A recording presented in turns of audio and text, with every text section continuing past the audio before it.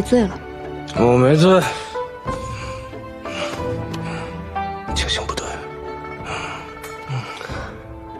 公子，我扶您回去休息吧。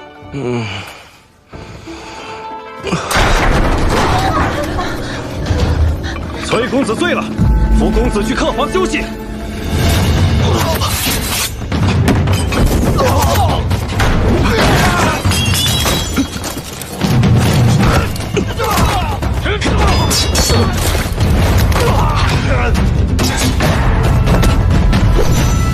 公子且慢。崔公子，既来之则安之，何必这么急着走呢？你们这待客之道，未免太过隆重些了吧？今日若留不下公子，我便交不了差，只好杀了这和氏女，向主公交代。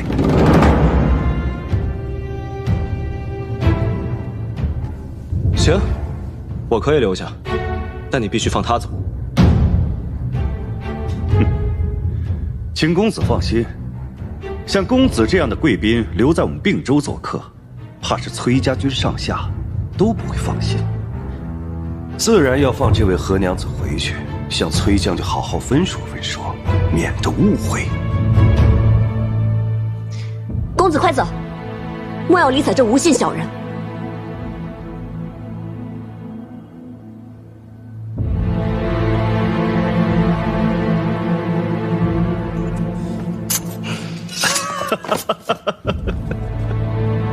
好，崔公子真是情深意重，爱惜美人呐！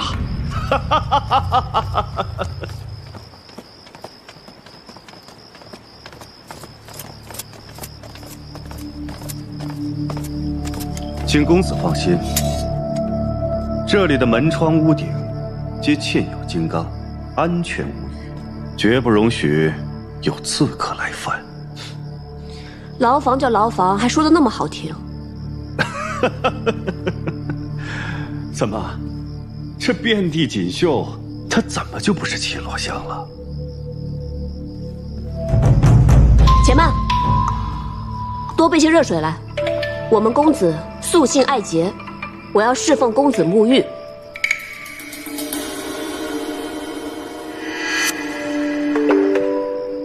行，我马上命人送上香汤。再多备些后毡，以防我们公子在沐浴时透风受寒。若是我们家公子在你这并州城有半分不是，我崔家大军必定踏平你这并州。后毡，给你拿。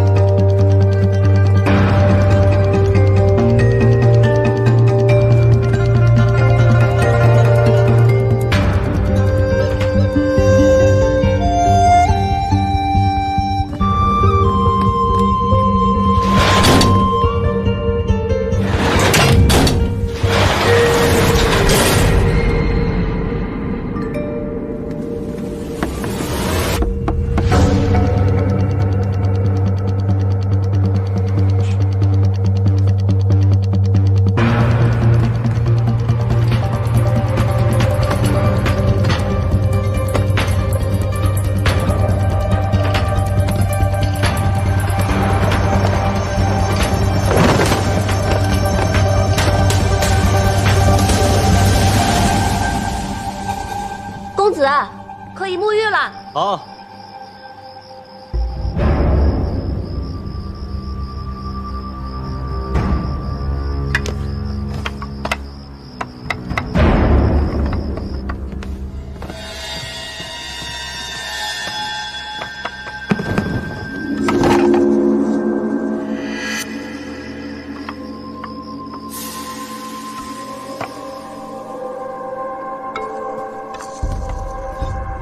不敌有人，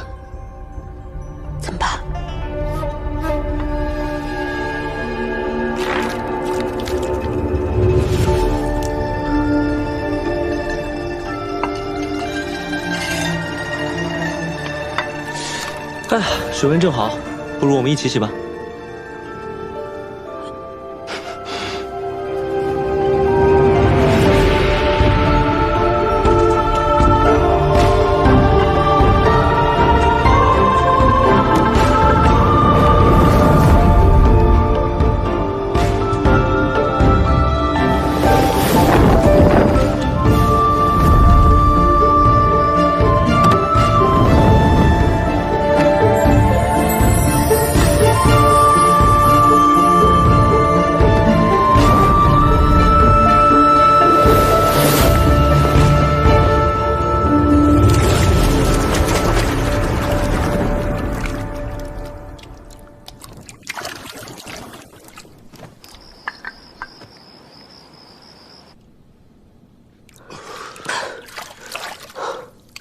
等一下，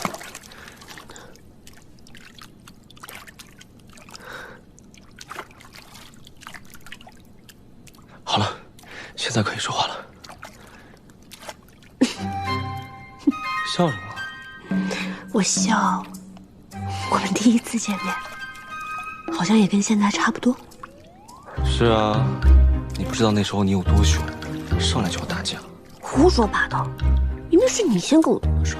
胡说八道！不抢我珠子，我动手干嘛？什么珠子？哦，就那个破袋子，我早扔了。干嘛？难道皇孙此时此刻还想跟我动手啊？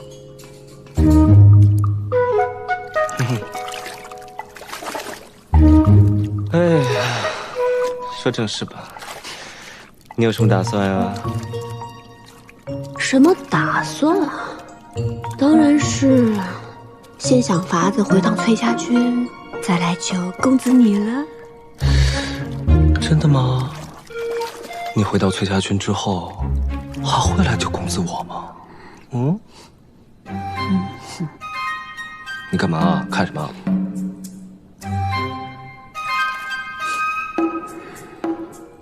皇孙此头颅可知无数城池，我怎么会舍得不回来救你呢？你可真会说话，我好喜欢啊！太喜欢了！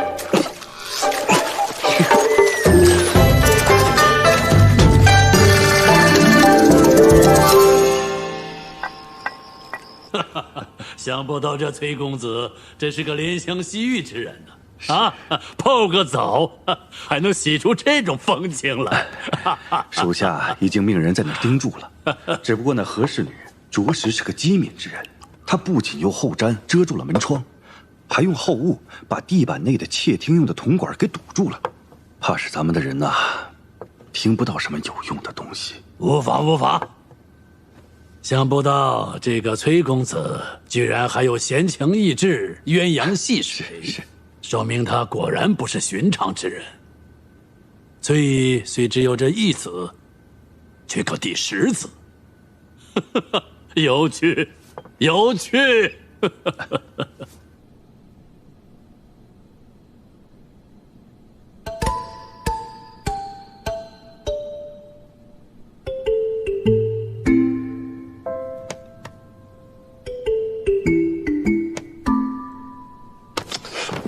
干嘛？我想问你一句话，问什么呀？你还没有告诉我你名字。你不是知道我姓何吗？你们家公子平时怎么叫你啊？你问这个做什么呀？我当然是怕在韩丽面前露馅啊，我总不能叫你何氏女吧？你不愿意说，我就随便给你取一个。你能给我取什么好名字啊？以你的德行，肯定是要给我起什么阿猫阿狗的破名字。你还别说，你挺像阿猫的。你叫我阿锦吧。又想拿假名字来糊弄我，我才不叫呢。不如我帮你取一个，叫阿道。或者阿轸也行。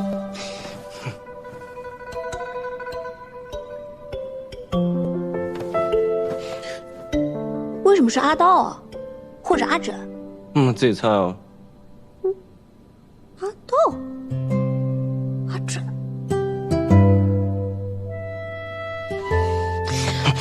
你是不是在笑话我啊？2次假扮有孕的娘子，1次肚子里面塞着稻草，1次塞着枕头。我哪敢啊！那我的身世来历你都知道得一清二楚，我不过问你的名字而已，你都不肯说。我担心韩立起杀心，要是我被杀了，连你叫什么名字都不知道，那岂不是很可惜？哼，好凶！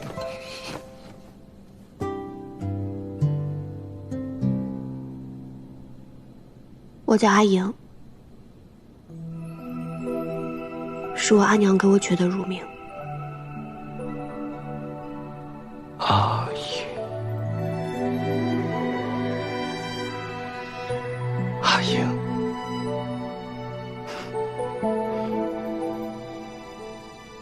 这名字真好听。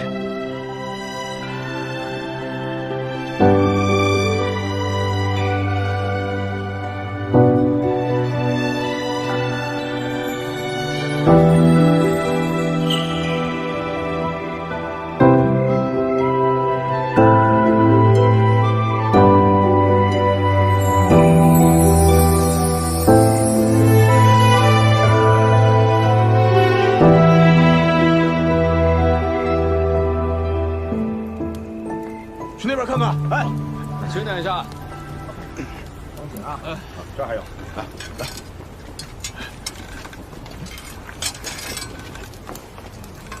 大哥，看，兵器收起来啊！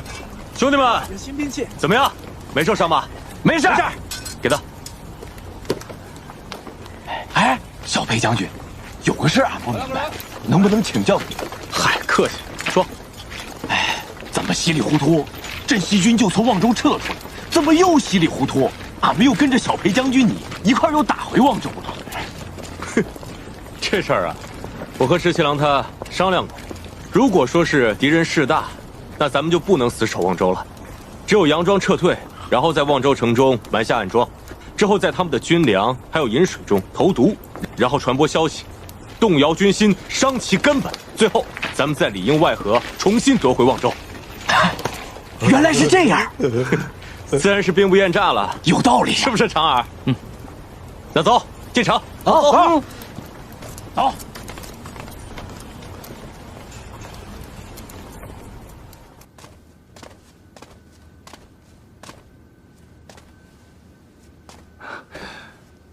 让阶下酒后了。见过韩公。我是大都督史杰，尔等胆敢拦我？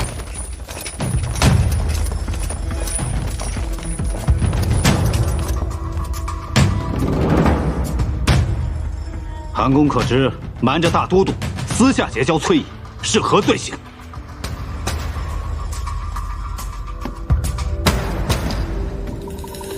还望阶下息怒，在下正打算派人请阶下到此共同商议，这没想到阶下您这么快就到了。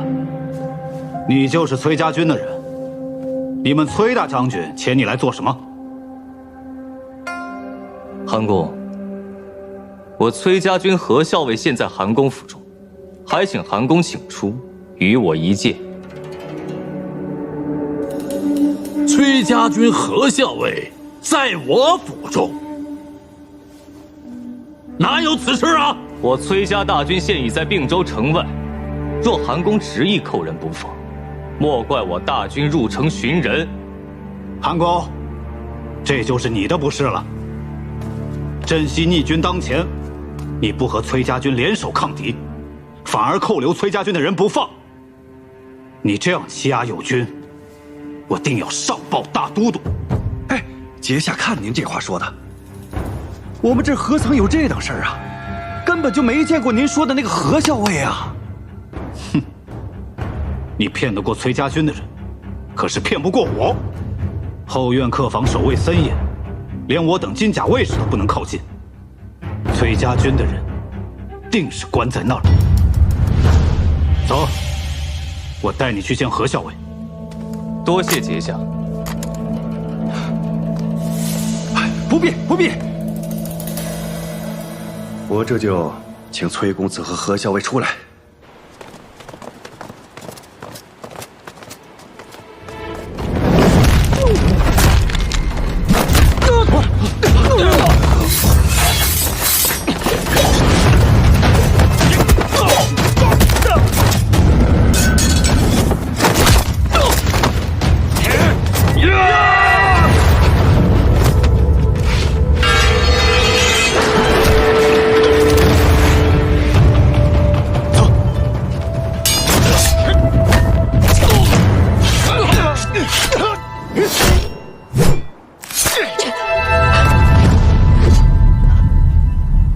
公子，怎么样，撑得住吗？公子，公子这是何必呢？只不过是想请二位赴宴而已。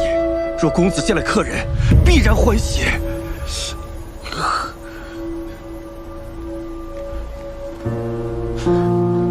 带路。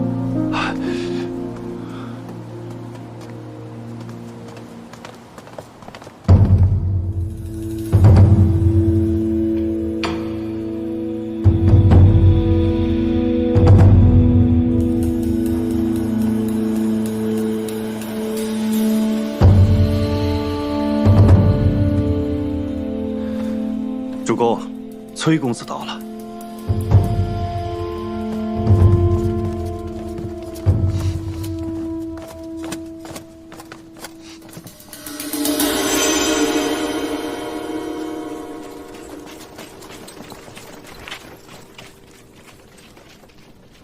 公子真是娇宠美人呐！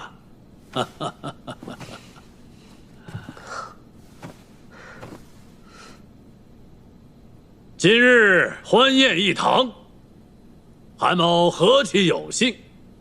崔公子，这位是大都督前来的使节。久闻崔公子风采过人，今日一见，名不虚传。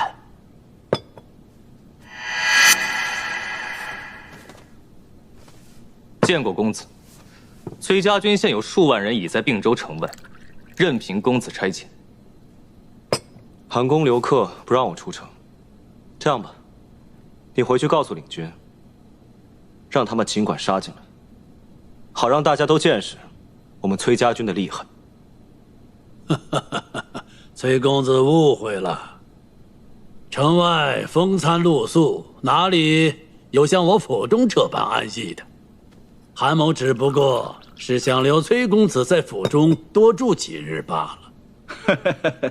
崔公子且宽心，大都督若是知晓崔公子在并州做客，定会让韩公派人好生护送公子入京。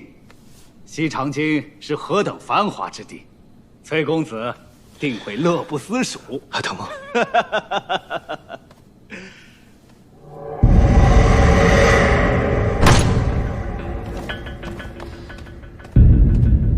我代大都督邀崔公子入京，崔公子如此目中无人，是看不起我们大都督吗？息怒，息怒！崔公子爱美人，不过少年心性。我可是大都督的使节，是同大都督出巡。你这般傲慢，是想谋反？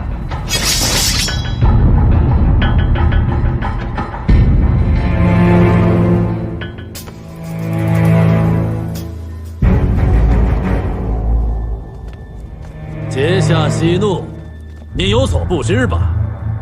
此何氏女，乃崔公子心爱之人。既然如此，那就让这位何氏女入京献舞，为大都督祝寿。节下此话何意？可是羞辱我崔家军。他脚伤了，跳不了。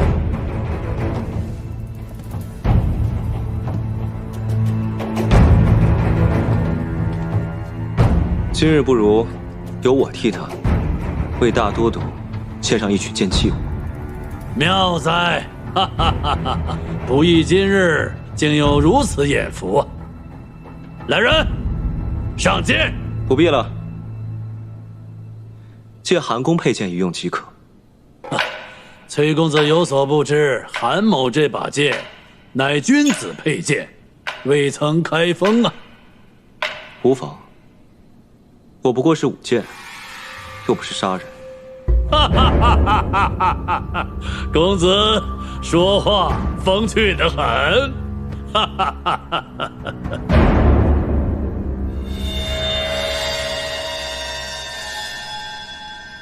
公子替我舞剑，我来抚琴唱歌，为公子伴奏。美人果然不负公子之恩呐。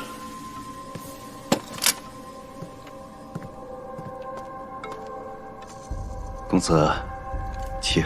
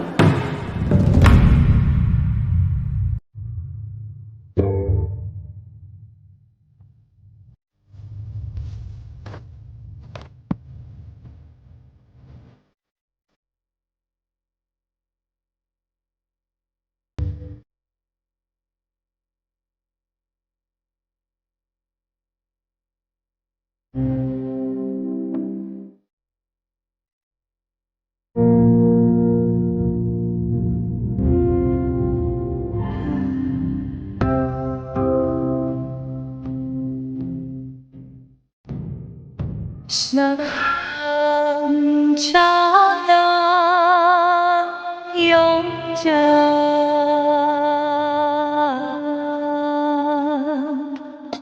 我的思如水。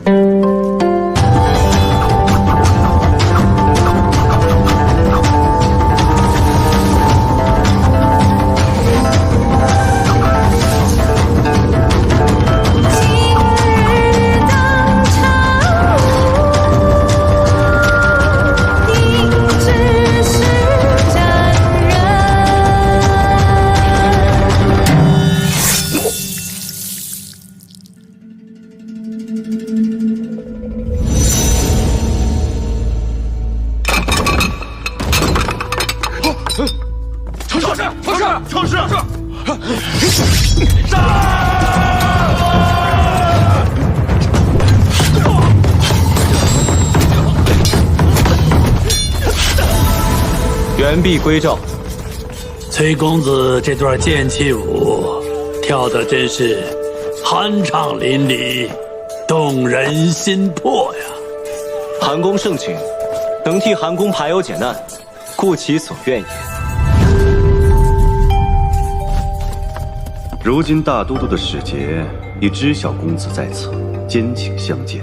公子，如若这次落到了大都督手里，只怕是难以脱身。只盼公子大军在外，使节也是有所忌惮罢了。韩宫的雅意我们知道了，不过你们家主公也太狡猾了，自己不愿意出手，反倒将这难题丢给我们。公子说笑了。我们杀了孙敬的使节，你就放我们走？我若是待韩公假意承诺，未免诓骗了公子。但公子若是杀了使节，何娘子可以回去？至于公子，还请在府上盘桓几日，待崔家大军退出60里外，定奉公子还迎。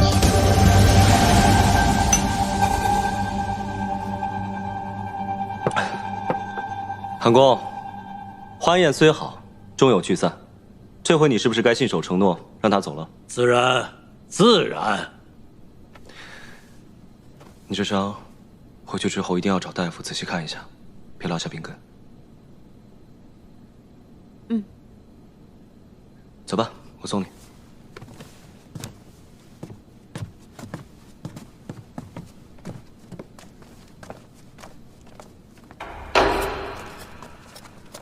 谢谢。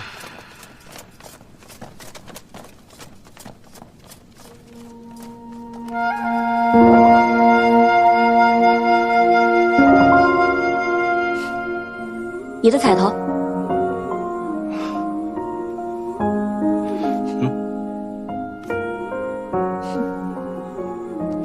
哎呀，你说我这大好头颅，他若是没有了，也不知道会不会有人为我哭。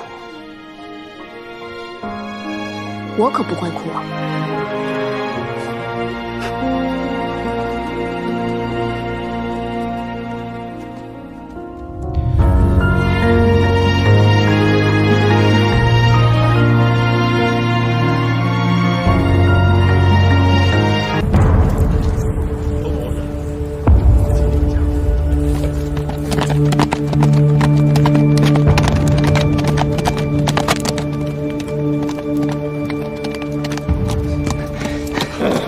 少尉，怎么样？并州守军一战即溃，有些残军弃城逃往建州，余下的大都降了。目下正在清剿俘虏、粮草、印信等诸多要紧事务。擒住韩立没有？韩立见势不对，在亲卫拼死护卫之下逃走。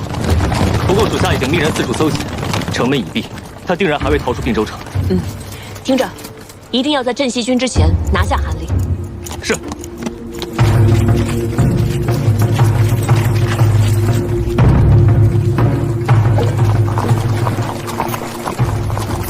来人啊！快来人！吕先生，吕先生不知道为什么昏迷了。吕先生，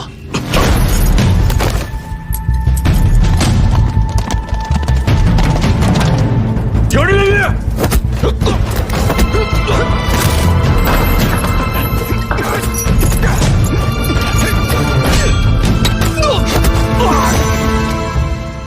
十七郎，这次我真的带了很多人来。韩立呢？抓到没有？我跟崔家有个约定，谁先抓到韩立，并州就归谁。两军一交战，韩立就跑了。啊，不过老包已经去追了。走，捉那老狐狸去。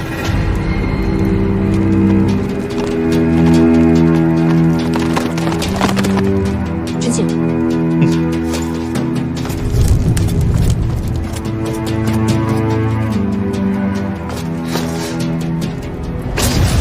校尉，车中并无韩立。果然狡诈。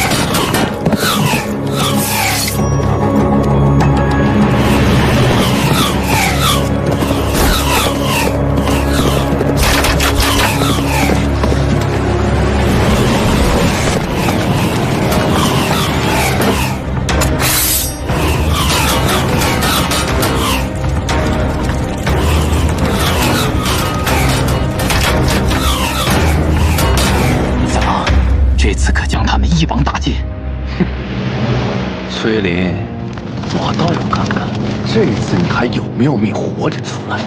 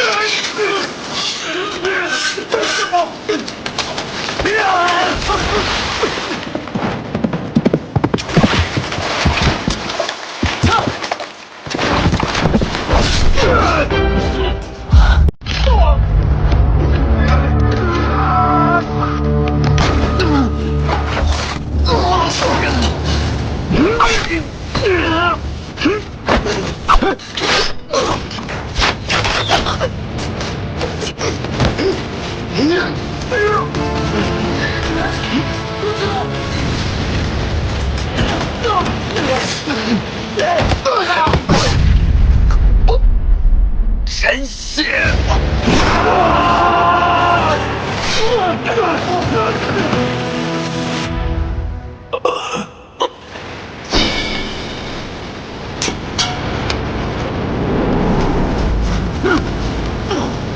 神侠！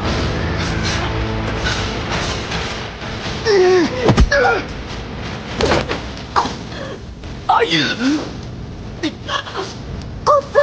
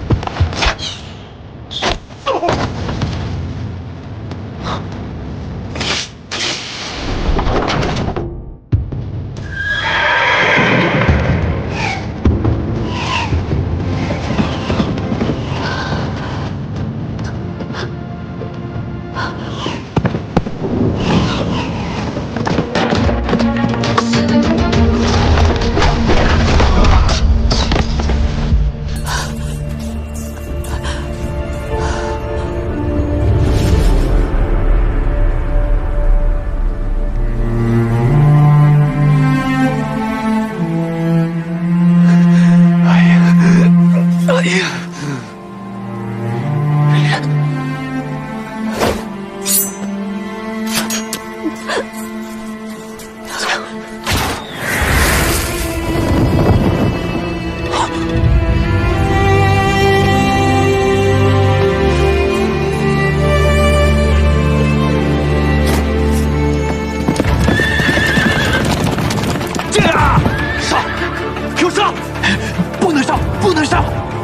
来了，是李逆，李逆来救人了。什么？就是李逆！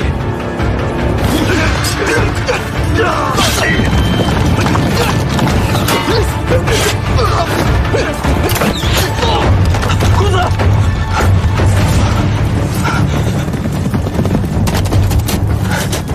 走。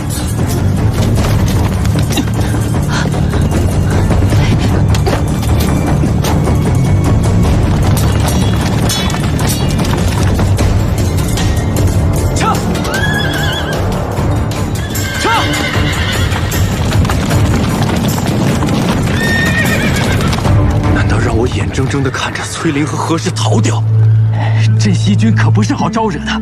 李逆所遣又都是精兵强将，咱们虽然借了些兵马，但折损过多，咱们也不好交代呀。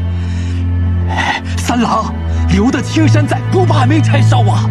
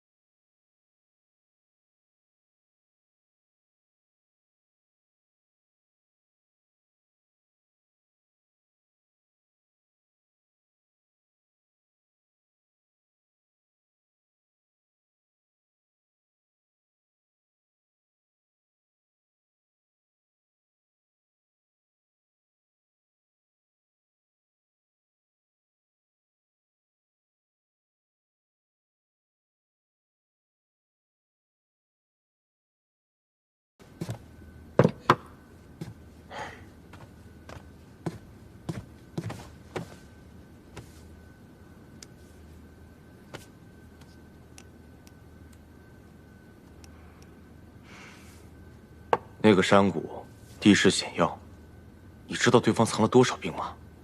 再说了，对方还带着重弩，你能全身而退，已经是上天对你最大的眷顾了。石七郎，君子不立于危墙之下。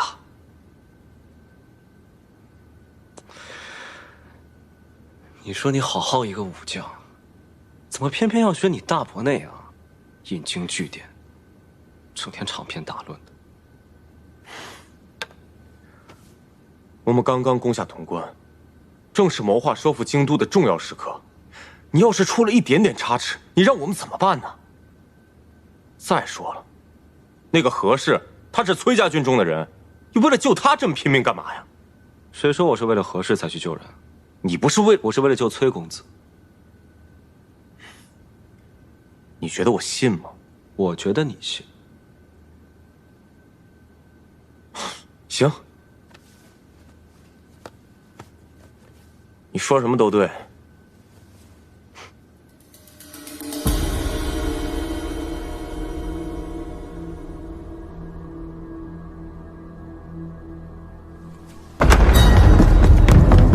你们不是你们谁呀？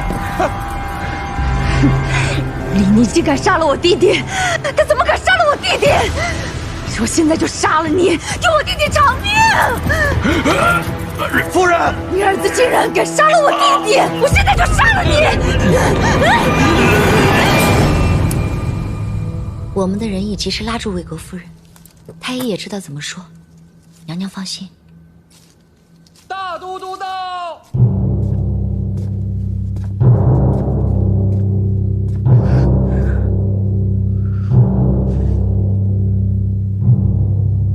请大都督恕臣无能，梁王惊惧过甚，脉搏本已十分微弱，更兼适才又因夫人之怒窒息良久，这心胆之气已散，药石罔效，已经过世了。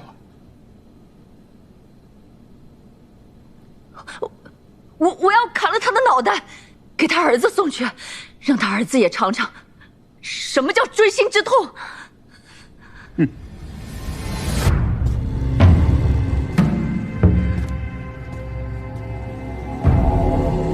此人死不足惜，封锁消息，将那骨灰烧化，挫骨扬灰，替郑国公报仇。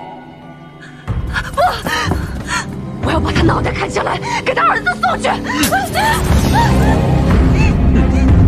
你打我！你竟然打我！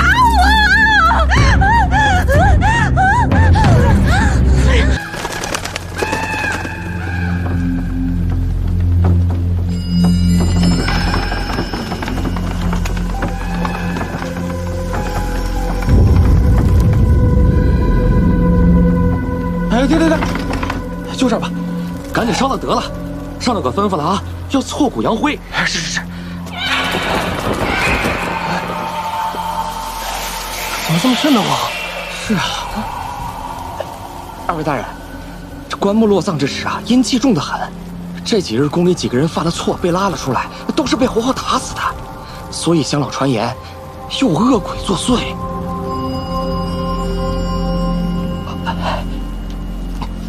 大人，今天死的这个人啊，衣着华丽，身上有好几种绸衣，还有那靴子，一看就非常有钱。您看看这，玉器烧掉，还不如卖给我们当钱呢。你们连死人的财都敢发，哎，怪不得总有人使银子，烧香的脑袋想领这份差事。哎，行吧，你们手脚麻利点啊。好嘞，上头说了，得让我们亲眼看到他烧成灰才行。二位请。快换，快换！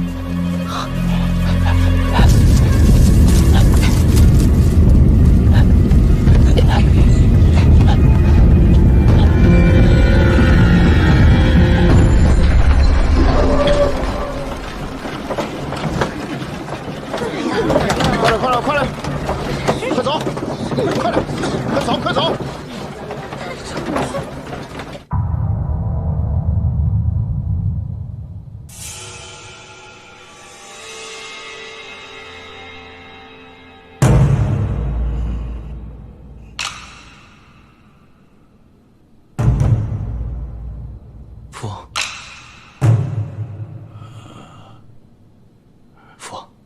身子好些了吗？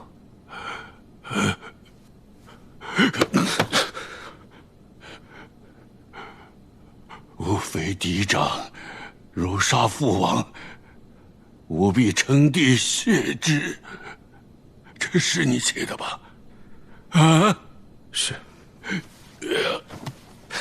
父，不孝子，你这个不孝子，你这属实要害死为父啊！孙大都督如此凶狠，你还想当皇上？你这是要害死我！父王，那不过是为了激怒孙敬的权宜之计，为的就是要救出父王您。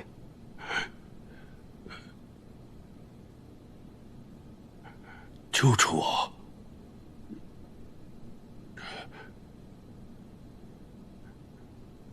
这是哪儿？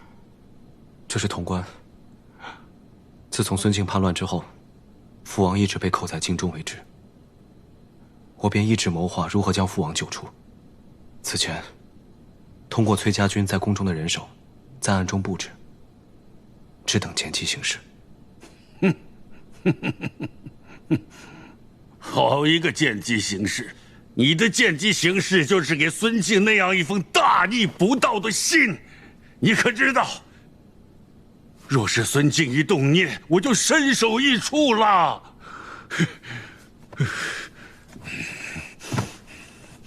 父王，我知道您看到信之后，定会勃然大怒。您向来身体不好，时常头昏，我想一气之下，您必然会昏倒。我命人用假死的药物，让父王假死骗过孙敬。等到入殓时，再李代桃僵，将父王救出。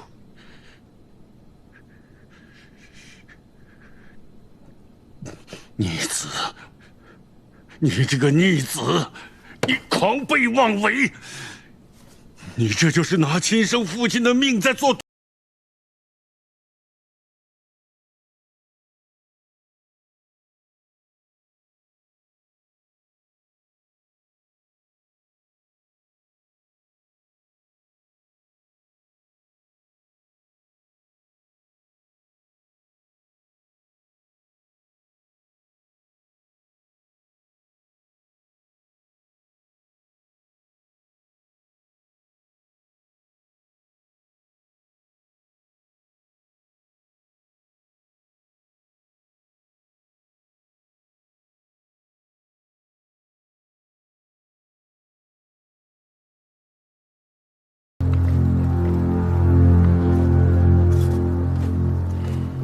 三郎，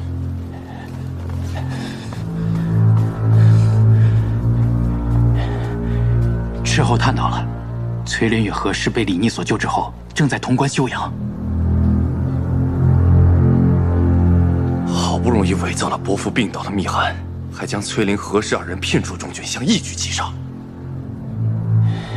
谁知道冒出来个李逆，现在二人归宿于潼关，我们是一点办法也没有。好你个李逆，就管好事！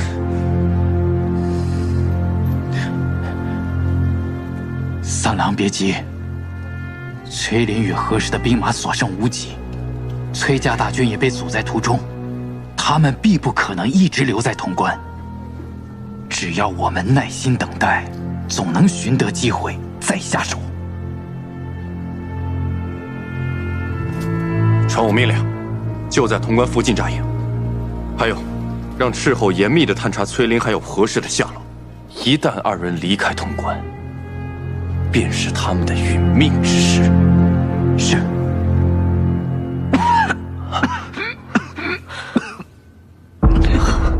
公子，公子，公子，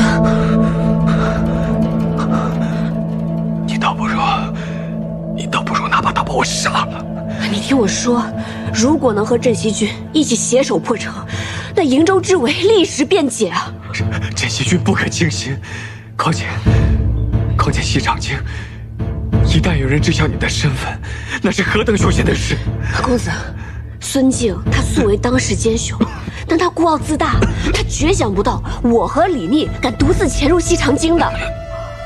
太不可！万一……如果我西长京事起，那瀛州之围必减。如果这是一局真龙，那这一步棋才是棋眼。你什么都别说了，我不会让你去的。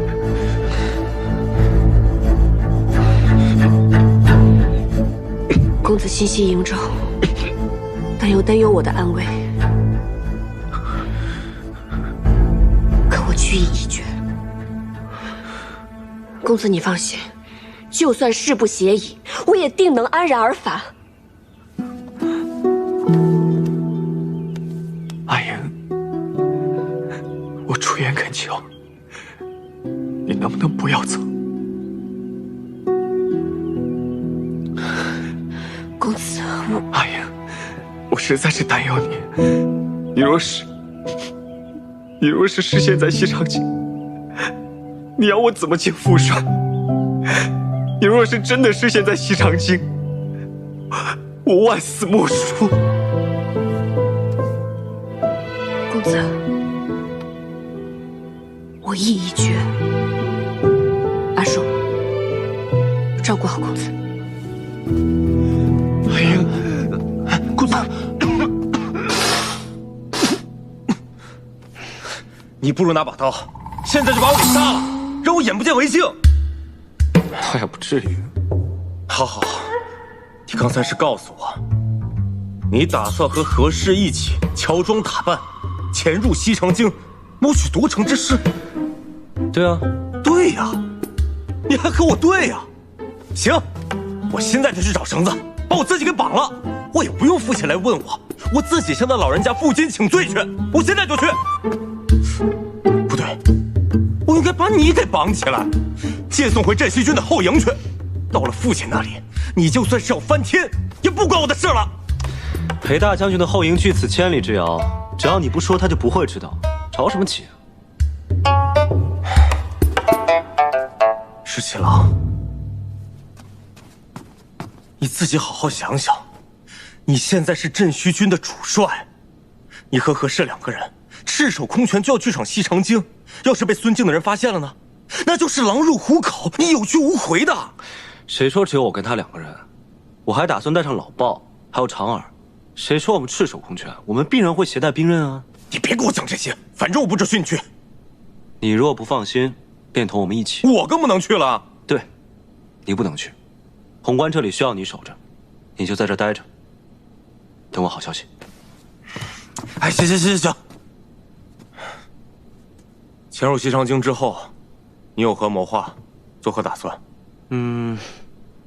没有谋划，见机行事。什么？骗你的！你放心，肯定有谋划。就算出了事，我也会找机会脱身。但是潼关这里需要你，在这儿守着，其他你放心。你知不知道，如果你失陷在西长京的话，我是根本没有办法救你的。到时候他们肯定会拿你威胁整个镇西军的。那是自然。你放心，万一我真的被孙敬抓到了，我都替你想好了。就说你早有不臣之心，若是杀了我，你裴某必称帝以谢之。我保证，孙敬一定会气死。孙敬没被你气死，我已经被你气死了。喂，你尝尝我们这茶。今日能与故乡相见，也算是有惊无险。我家茶呀，还得多谢你那个继子。能得17郎一个谢字，也算我不虚此行。清凉爽口的杨梅茶嘞，公子小姐来一壶。还记得我们那日在茅屋下与下饮茶做饭吗？当然记得了。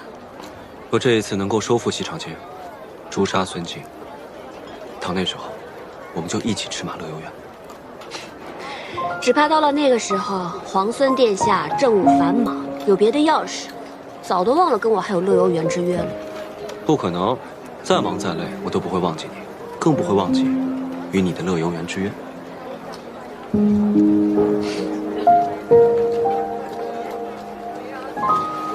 天子登基了，圣天子登基了，天子登基了，圣天子登基了。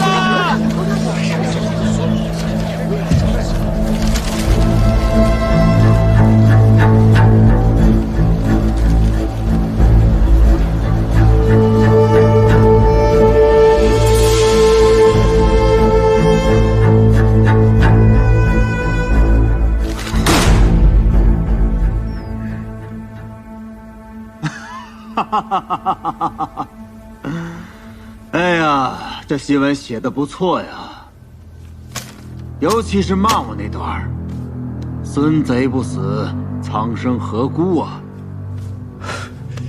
大都督恕罪。恕什么罪呀？我看好的很呢。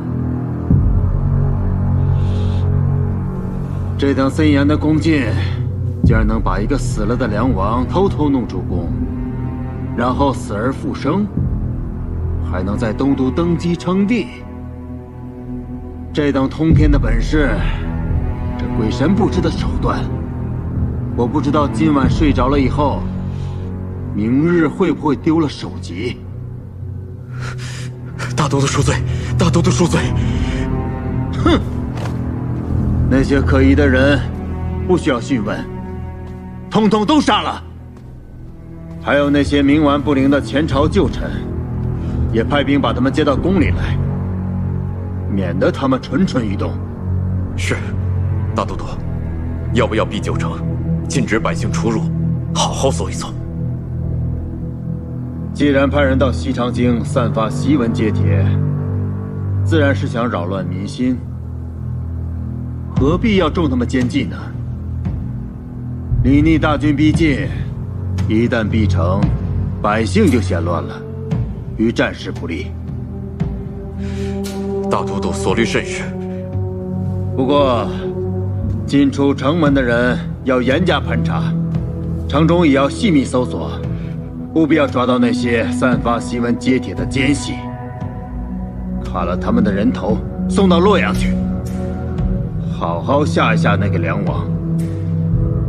哼，梁王这个老头胆小，若是真被我吓死了，那可就成了天大的笑话了。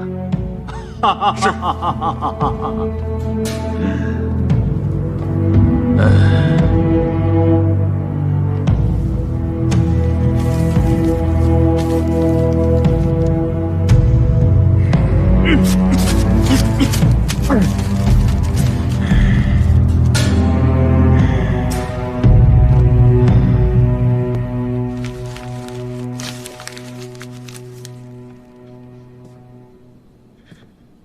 愚不可及，真是愚不可及。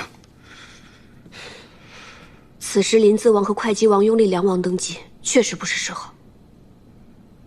我本以为他们好心迎回父王，是想给他压压惊，无非是邀功之举，但我没想到，他们竟在此时拥立父王在洛阳登基，还昭告天下，真是愚蠢。石七郎，情况不妙，孙敬的兵马正在到处搜捕散发檄文揭帖的人。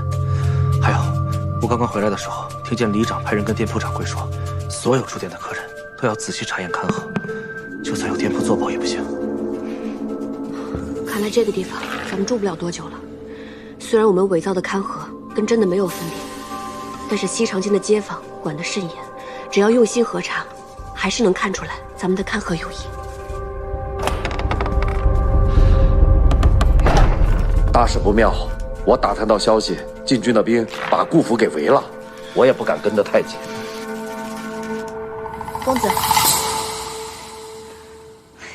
公子，幸好小裴将军送来的药材十分得用，从脉象看，您的伤势已经好了7、8分了。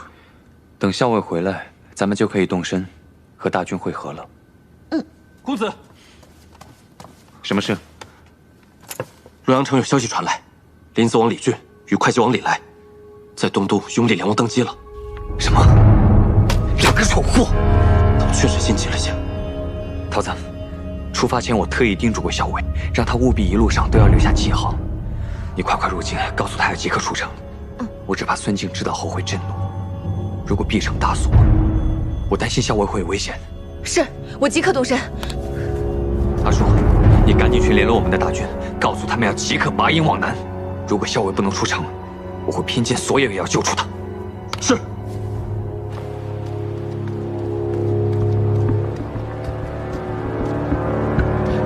放开我！凭什么抓我？放开！放开我！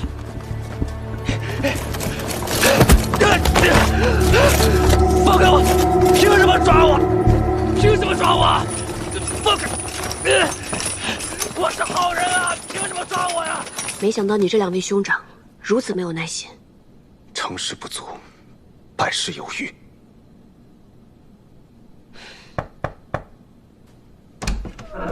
十七郎，顾小姐来了，请坐。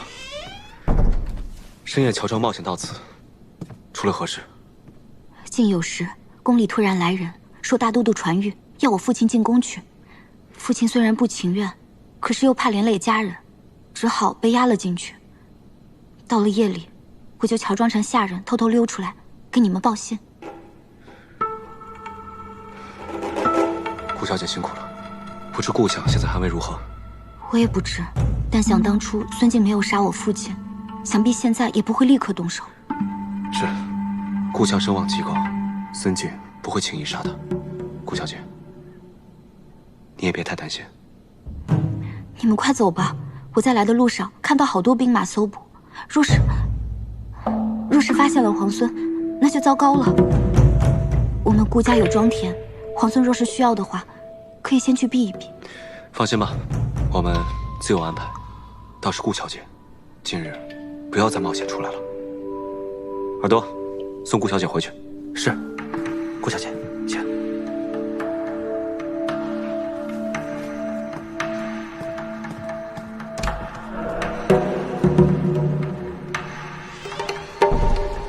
给我搜，挨家挨户都不能放过。帮你拿着，我看看。还有你，知道？拿着，都是你的。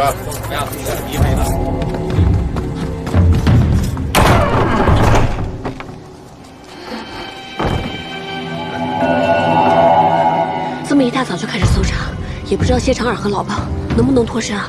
肯定可以。再说了，他们还要桃子结营，等一会儿就过来跟我们会合。我要见识见识这姑娘身上有什么可疑之物。小娘子，官人，竟敢脱你爷爷的衣服！看我这大胡子，不扎死你！大家互都不能放过。是，进来看看。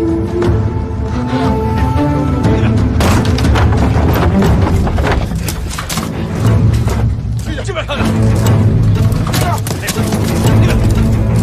今天让你们瞧瞧爷我的厉害！报哥，闪开，闪开！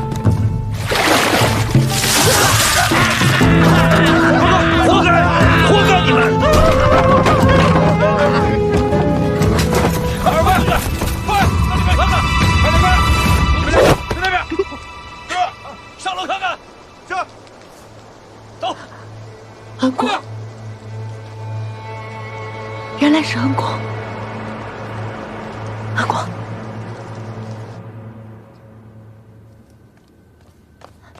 娘娘，打听到消息了。自梁王登基之后，大都督震怒，不仅在京中加紧盘查，还招来了好些旧臣，不允许他们出宫，怕跟梁王有所勾结。派去给韩将军送信的人回来了吗？传讯回来。说暂时还没有韩将军的消息，不过见到韩将军身边亲卫的尸首，想必韩将军已经携太孙暂时逃脱了。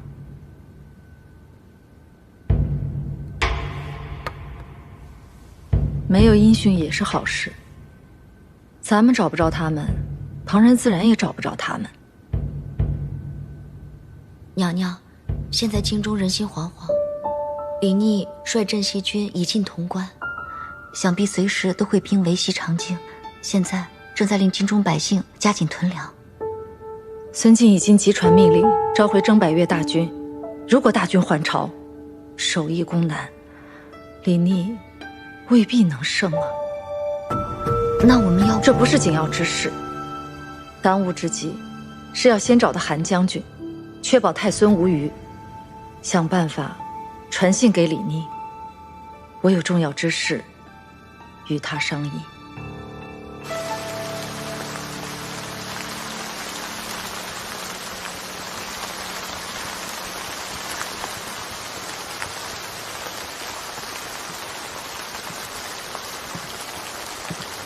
今日若不是韩将军舍身救我，我又死了一回。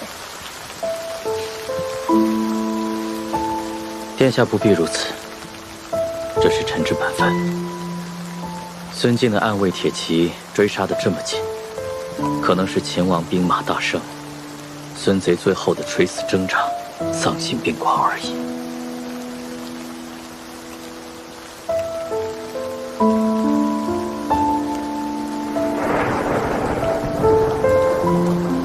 这几日狼狈逃走，时时遇险。不知道17鸽子光复东都之后，有没有兵临西长京？等咱们摆脱了后面那只追杀的铁骑，就能知道外边的消息了。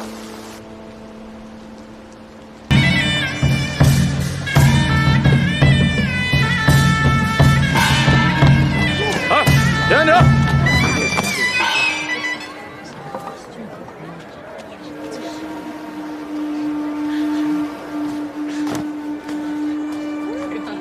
这位军爷，今日娶妻，这是李正出的婚嫁文书。城外徐家庄的徐三郎，要娶杨家七娘。是，今日娶杨七娘。来，这是东街贺家的喜饼，给军爷垫垫基。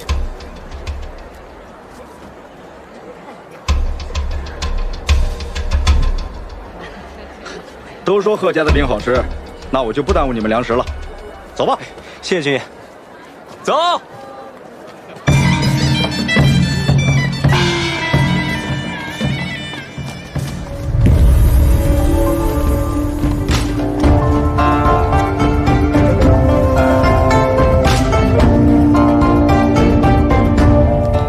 皇孙这次虽然拿了人家的衣裳，却把刚才那身喜服放在了人家院子里，这可谓是以物易物。跟之前的不问自取相比，还是长进了不少。这之前不是事发突然吗？其实，我还挺喜欢穿这身喜服的。校尉，校尉，桃子，刚刚公子传信来说，我们崔家军的一队人马被孙敬的人给冲散了，所以他希望我们尽快前往，一起回潼关。既然如此，那我们就改道会合吧。皇孙这是要回潼关吗？虽只百里，但是此处地形复杂，我还是陪着你去了。如此说来，皇孙这是担心我跟大军会合，会对潼关不利？那是当然，你这诡计百出，我定要亲自盯着你才行。走。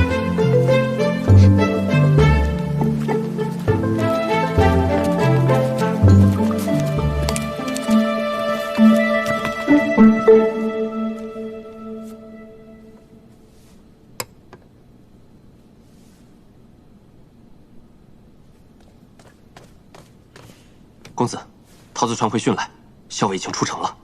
李逆呢？眼下还与校尉在一起，大约不日就能回到潼关。我们的大军安顿的如何？一入潼关，安顿好了。你来看看我写的字。欲西城，而必后患。这几个字神气完足，笔意丰满。看来公子已经痊愈了。伤势自然是痊愈了。既然如此，就应该拿过去的错误作为教训，以绝后患。哈哈哈哈哈！哎呀，崔林派人传书来说，可以和我里应外合。收复潼关，以此来换取我退兵瀛州。崔林乃是崔乙的独子，崔乙自出瀛州，明显志向远大，意在天下。如今崔林出师不利，在潼关养伤，传这书信来，倒是有几分情理。当年所谓国朝三杰，与我并称的除了裴宪，就只有崔乙了。崔乙那老儿自从死了老婆之后，成天像发了疯一样打仗。如今眼下这局面，他自然也不会放过这个机会。但是，就算他意在天下，也要看他有没有这个本事。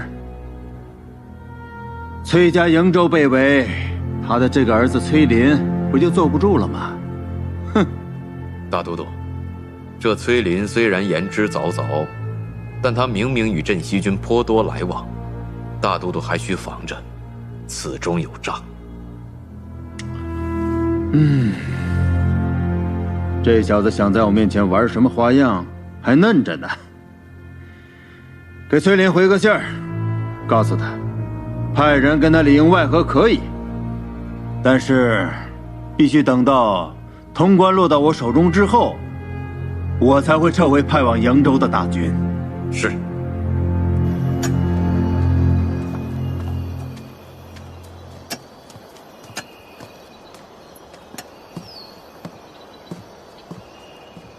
殿下，韩将军，此处可还住得惯吗？华阳镇甚是清静，只是这里距离西长江不远，咱们住在这里真不会有危险吗？恐怕没有人能想到，我们会选择距离西长京这么近的镇子落脚。所谓灯下黑，不过如此。何况孙敬近日为镇西军所困，正是焦头烂额之际，咱们且可安心住一段时日。韩将军，殿下有话直说吧。梁王叔登基之后，孙敬还会一力追杀我们吗？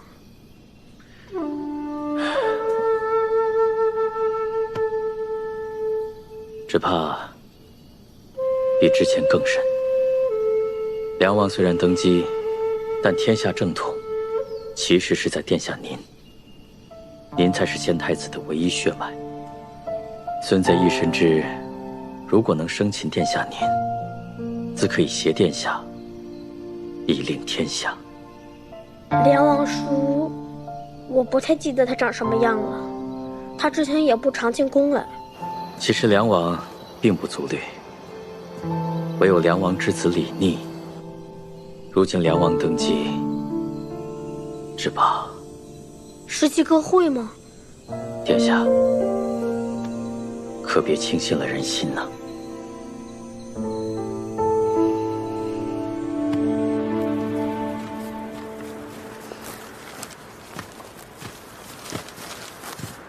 给。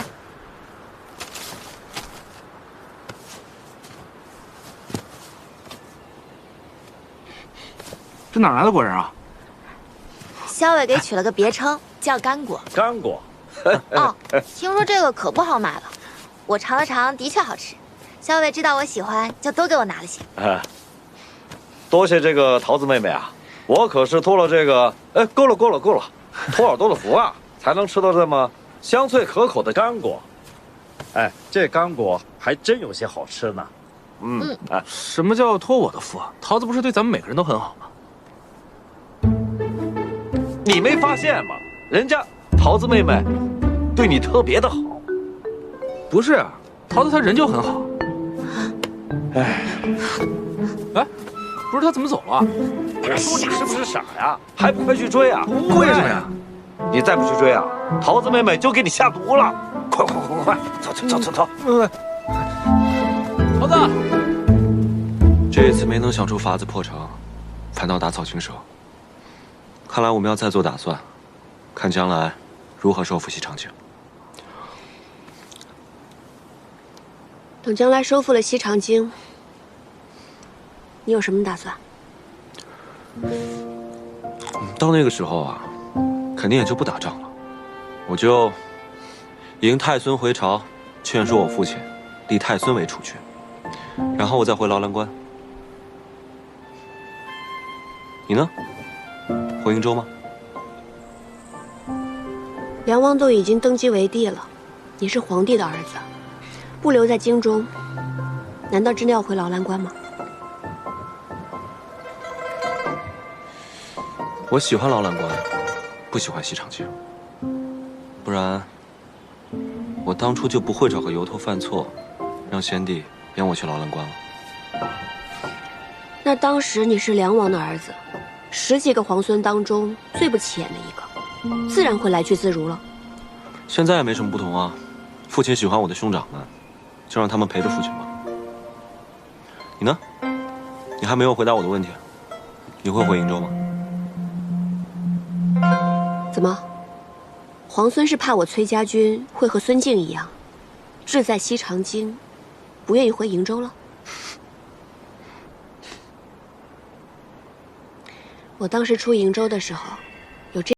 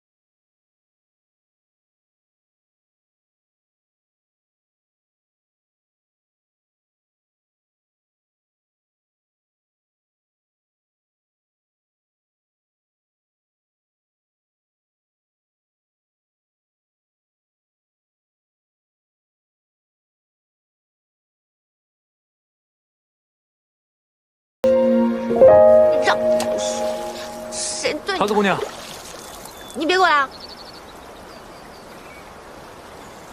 你到底怎么了？你说我怎么了？我又惹你生气了，但是我不知道为什么惹你生气了。不知道，不知道你就想想喽。是不是因为我说错什么话了？对不起啊，我这个人就是不太会说话。那你说说看，你说错什么了？我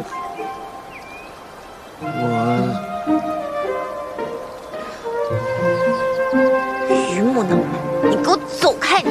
哎，桃子，等。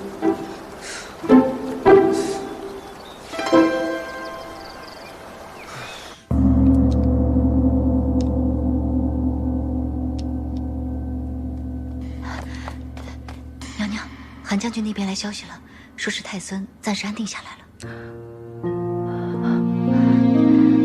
太好了，真是神佛庇佑啊！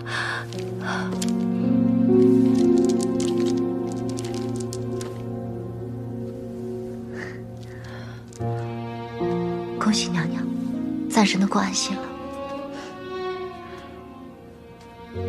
前几日大都督刻意遮掩兵马调度，我总觉得会有什么事儿。是大都督发现太孙所在？若是为了抓捕一个孩子，会出动这么多兵马吗？那是冲着东都洛阳，还是增援瀛州？我也不知道。派去给李逆送信的人，可有消息传回来？说是还未见着李逆，所以暂时没有消息。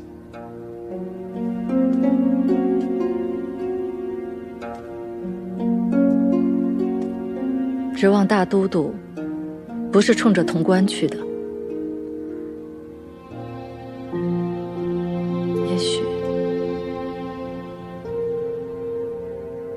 也许是我自己想多了。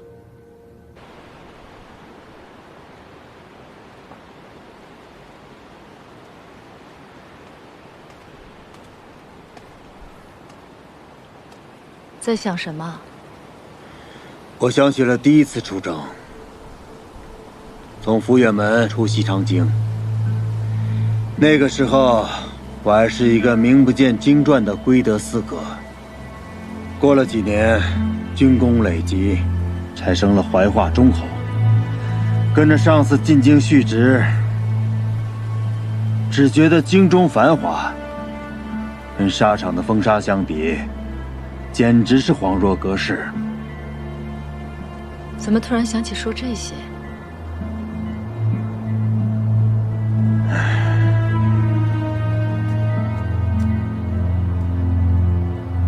你看，太阳就要落山了。太阳照在宫殿的琉璃瓦上，跟照在西北的黄沙上，都是血一样的红。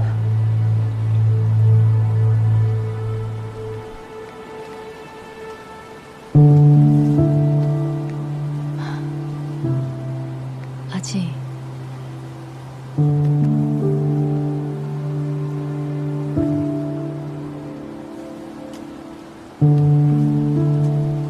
没事儿，我只是突然想起了往事。那一日，在伊洛卢城外，我率领10万大军，在残阳如血中，等待着冲锋的号角。虽然有千军万马，但是四野茫茫，也像今日这般寂静。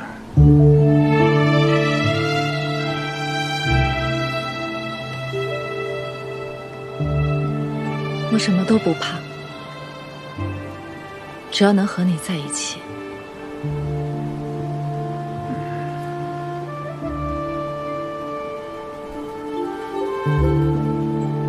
林妮那小子，以为占据了潼关，就可以逼迫西长京了吗？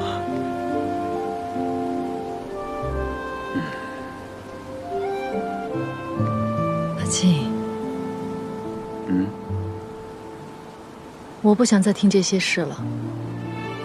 等世间太平，你我可以去骊山多住些时日。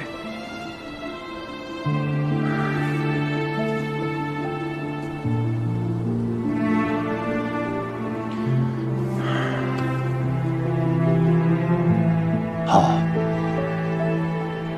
一定去。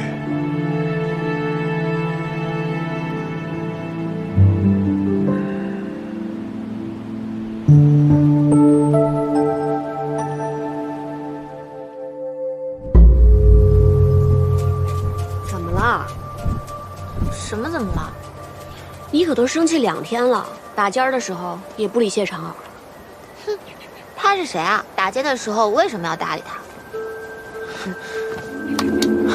前面有异响，估计这附近有军队，只是不便敌我。先停一停。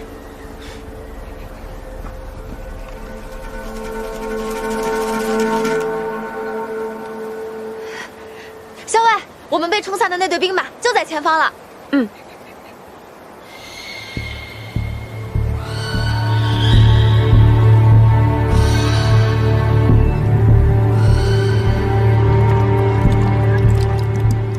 老三，你再忍一会儿。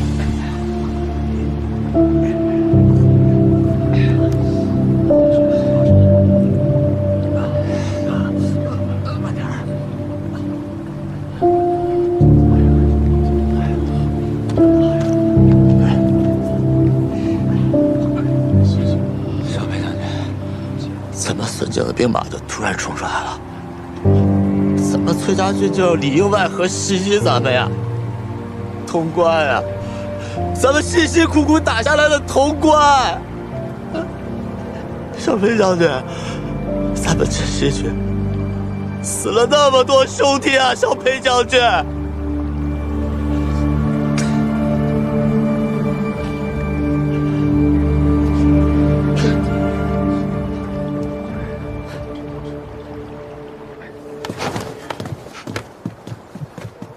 如何？石七郎，你真是太厉害了！刚才入营时啊，你就发现不对，让我喂马的时候留神一下。我细看了，发现他们的粮草辎重没什么折损。若是按桃子说的，这支崔家军被大军冲散，那么多少有几分狼狈。可他们军容整肃，不像是近日遭遇了强敌。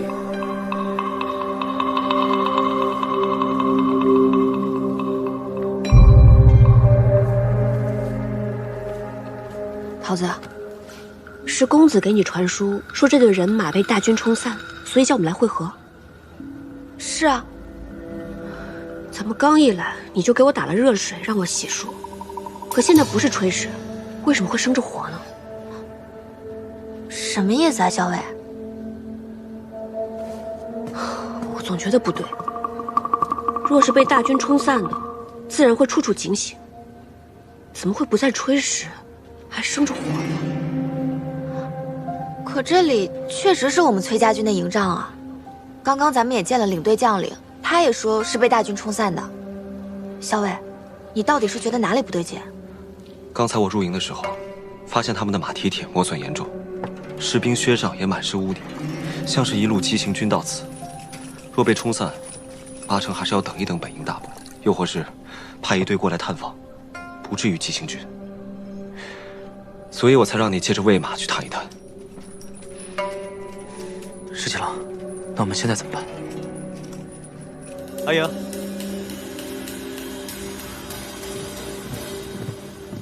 既然你已经平安到这儿了，那我先回潼关了。我们一起走吧，这儿距离潼关不远。既然都会合了，咱们一起去潼关。好，都跟上，后面都跟上，后面的都跟上。没事。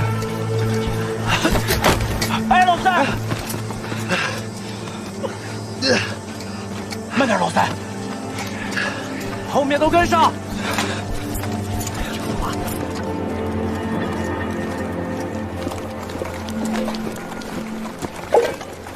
去呀，快去呀！别忘了我跟你说的话，啊，去呀！去！桃子姑娘，我知道我自己说错什么了。你说错什么啦？老爸跟我说了，我知道你为什么不开心了，都怪我嘴笨，我不会说话。其实我那天是想说，你善良和气，你对所有人都很好，我是想夸你来着。我也知道你对我格外好，可是我好像还是没说清楚。行了行了，笨嘴拙舌。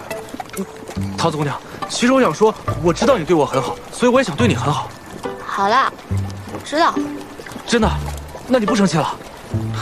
你知道你不理我的时候，我心里可难受了。那就要看本姑娘的心情了。掐！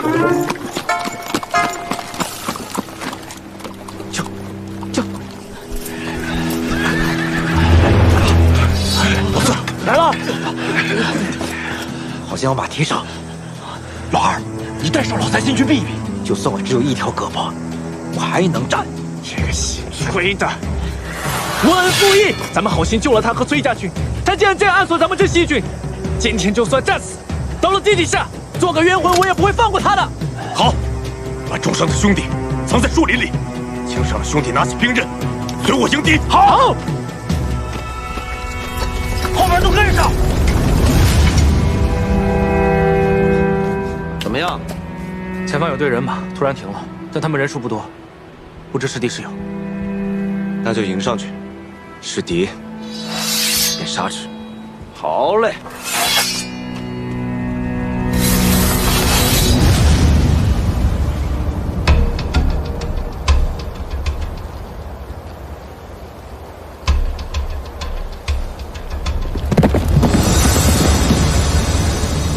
小北将军，今日能跟你战死在这儿，是了。好兄弟，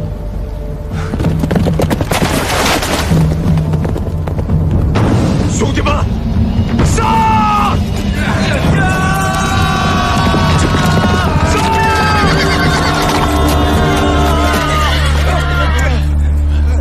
石七郎，怎么回事？你们不是在潼关吗？怎么受了这么重的伤？石七郎，你怎么才来？我们死了这么多兄弟！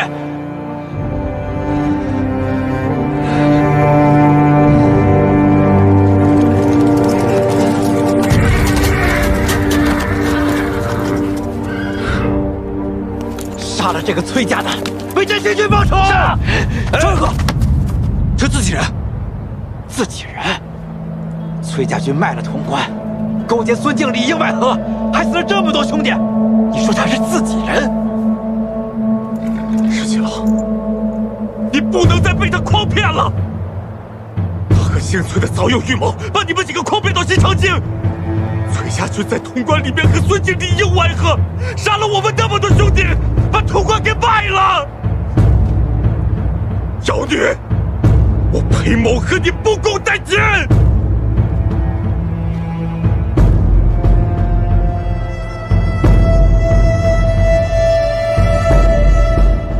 阿莹，何小伟，这都是你们谋划的，所以你非要陪我去西长京，说什么可以解瀛州之围？不是。回潼关途中，你说你们崔家军有一支军队被冲散了，需要会合。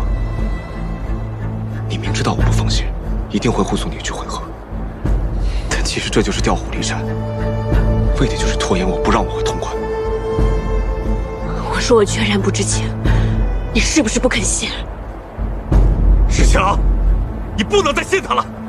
从交锋到现在，他骗了。